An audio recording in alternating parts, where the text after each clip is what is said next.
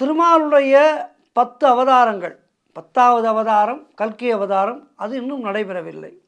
மற்ற 9 அவதாரங்களிலே முக்கியமான அவதாரங்களுக்கெல்லாம் திருக்கோவில்கள் இருக்கின்றது. இந்த திருக்கோவில்கள் பண்டைய திருக்கோவில்கள் நிறைய இருக்கின்றது. அதிலே பொதுவாகவே பெருமாளுடைய திருக்கோவில்கள் ஸ்ரீரங்கம், கேரளத்திலே பரசுராம க்ஷேத்திரத்திலே பத்மநாப சுவாமி கோவில், இப்படி நிறைய பழமையான திருக்கோவில்கள் இருக்கின்றது. அதிலே இப்போது நாம் இன்றைய ஆன்மீக தகவலிலே பார்க்க இருப்பது மிக மிக பழமையான ஒரு திருக்கோவிலை பற்றி இன்றைக்கு பார்க்க இருக்கின்றோம். கூர்மக்ஷேத்திரம் என்று பெயர். விஷ்ணுனுடைய கூர்ம அவதார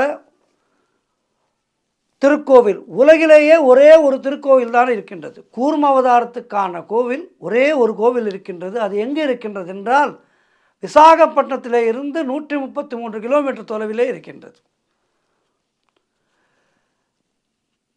இந்த அற்புதமான க்ஷேத்திரம்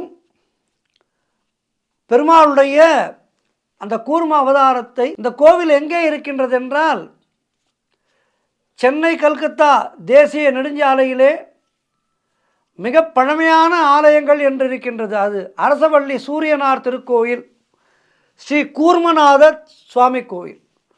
இந்த சூரிய பகவானை தரிசித்துவிட்டு இந்த கூர்ம க்ஷேத்திரம் என்று சொல்லப்படுகின்ற இந்த கூர்ம க்ஷேத்திரத்துக்கு, அதாவது பெருமாளுடைய கூர்மாவதார திருத்தலத்துக்கு செல்லலாம்.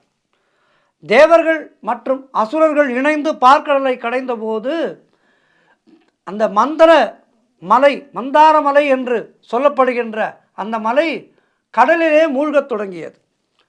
மகாவிஷ்ணு ஆமையாக அவதரித்து தன்னுடைய முதுகிலே மந்தார மலையை தாங்கிய காட்சி இந்த ஆலயத்திலே அற்புதமாக சிற்பங்களாக செதுக்கி வைக்கப்பட்டிருக்கின்றது.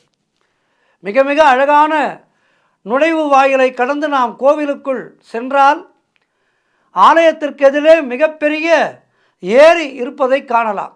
இந்த ஏரி சேதா புஷ்கரணி என அழைக்கப்படுகின்றது. இந்த புஷ்கரணியின் நடுவிலே 4 கால் மண்டபம் இருக்கின்றது. ஒரு பக்கம் சிறியதாக ஒரு அறை மூடப்பட்டிருக்கின்றது. அந்த அறையிலே இருந்து காசிக்கு சுரங்கப்பாதை செல்கின்றதாக சொல்கின்றார்கள்.